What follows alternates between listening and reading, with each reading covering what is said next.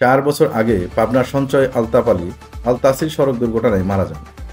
রেখে যান এক শিশু সন্তান ও অন্তঃসত্ত্বা স্ত্রী। পরিবারের জন্য সেই সুখের ধাক্কা সামলানোর আগেই স্ত্রী লাভলি তৃতীয় সন্তান প্রসব করেন। সেদিনই সন্তানদের ছেড়ে চলে যান, আর ফিরে তাকাননি। এরপর থেকে অনিশ্চয়তা আর দরিদ্রতার কঠিন বাস্তবতার সঙ্গে লড়াই করে বড় হচ্ছিল দুই ভাই। তাদের দাদা রাজু বাড়ির পাশে একটি ছোট্ট দোকান চালিয়ে কোনোভাবে তাদের দেখভাল করছিলেন। কখনো সামান্য আয়ে, কখনো অনাহারে কেটেছে তাদের দিন। দারিদ্রতার শিকল ছিঁড়ে বেরিয়ে আসার উপায় ছিল না তাদের। সম্প্রতি এই অসহায় শিশুদের করুণ অবস্থার একটি ভিডিও সামাজিক যোগাযোগ মাধ্যমে ভাইরাল হয়।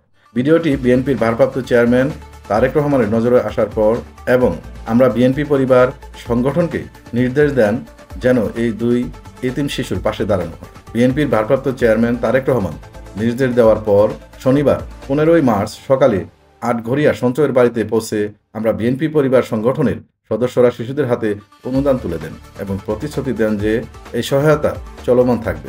এছাড়া তারেক রহমানের পক্ষ থেকে সহমর্মিতার বার্তা সহ আর্থিক সহায়তা পৌঁছে দেন কৃষিবিদ মোকসেদুল মমিন মিঠুন। এছাড়াও ঢাকা থেকে মোবাইল ফোনে আমরা বিএনপি পরিবার সংগঠনের আহ্বায়ক ও বিএনপি মিডিয়া সেলের সদস্য আতিকুর রহমান রুম্মান অসহায় পরিবারের খোঁজ নেন এবং তাদের পাশে থাকার আশ্বাস দেন।